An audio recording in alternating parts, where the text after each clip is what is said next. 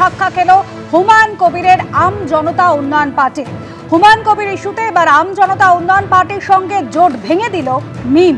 পশ্চিমবঙ্গের নির্বাচনে একলা চলার বার্তা দিল আসাদুদ্দিন ওয়েসির দল। হুমায়ুন কবিরের মন্তব্য প্রকাশ্যে আসায় বাংলার মুসলিম সম্প্রদায়ের অসহায়তা স্পষ্ট হয়েছে। মুসলিম সম্প্রদায়ের সততা এবং বিশ্বাসযোগ্যতা নিয়ে প্রশ্ন তোলে এমন কোনো বক্তব্যের সঙ্গে যুক্ত থাকবে না এআইএমআইএম। এক্স হ্যান্ডেলে প্রতিক্রিয়া এসেছে মিমের তরফ থেকে। বাংলার আসন্ন নির্বাচনে স্বাধীনভাবে প্রতিদ্বন্দ্বিতা করার কথাও এক্স হ্যান্ডেলে জানিয়ে দিয়েছে মিম।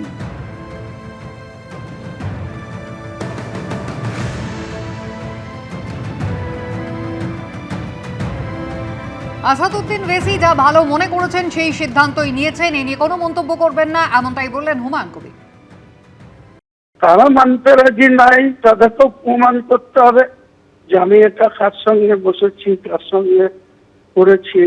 তিনি যদি সিদ্ধান্ত নেওয়ার তার দলের ব্যাপারে যেমন অধিকার আছে, তেমনি তিনি যদি আমার বিরুদ্ধে কোনো প্রমাণ ছাড়াই উল্টো পাল্টা কথা বলেন, সেটা তাতেও রিয়াক্ট করবো না, সে যত বড়ই নেতা হোক।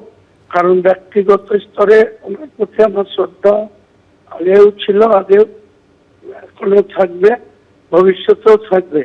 কিন্তু তার দল যদি মনে করে এখানে যে তৃণমূলের ফাঁদে পা দিয়ে, এমনিতেই এদের দলের দু চারজন, বাংলায় মুর্শিদাবাদের একজন ওদের দলের সভাপতি আছে, তার নাম আসাদুল, সে কলকাতায় থাকে, তৃণমূলের তামাক খেয়ে চলে, তৃণমূলের কথাই চলে, তৃণমূলের পয়সাতে সে ঘোরাফেরা করে বেড়ায়।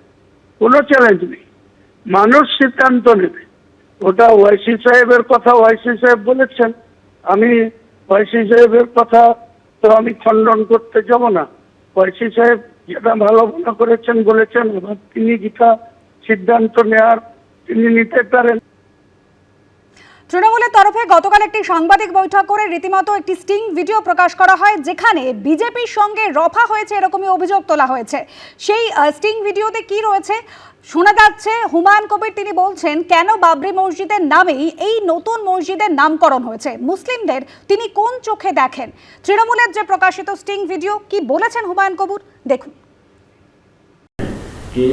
ये जो मुस्लिम लोग हैं इनको तो आपको गुमराह करना है ना, इसको आपको कुछ हद तक जाके इसको बेवकूफ भी बनाना। अगर आप बेवकूफ नहीं बनाएंगे तो वो उनका पास चला जाएगा।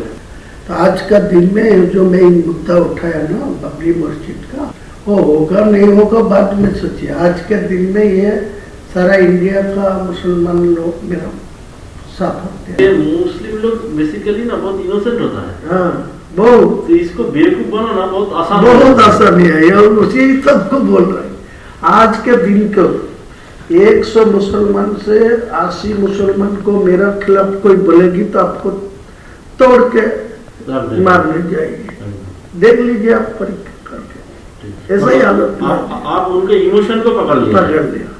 ये जो बाबरी मस्जिद वाला इमोशन है इसको पूरा पकड़ लिया। इसीलिए तो मैं जानबूझ के वो तो आपको कुछ आदमी मेरे को धमकी दे रहा है, बोला वो बाबरी मस्जिद को छोड़ दीजिए, तुम हुमायूं को नाम पर करे, तुम दूसरा को नाम पर ले हुए। लेकिन वो दूसरा नाम पर छोड़ेगी तो इमोशनल टूट जाएगी। आज का दिन में जो इमोशन है बाबरी के नाम पे है। लेकिन बाबर क्या वो मेरा बाबर को साथ कोई लेना देना नहीं है, वो एक मस्जिद था, इसी इनको पास इमोशनल है।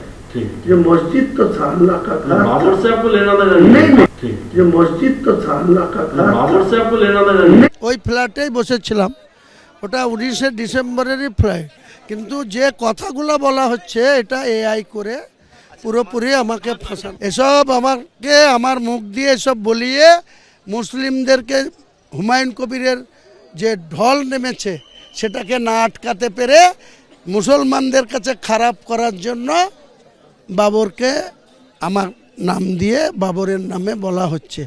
এবিপি আনন্দ এগিয়ে থাকে, এগিয়ে রাখে।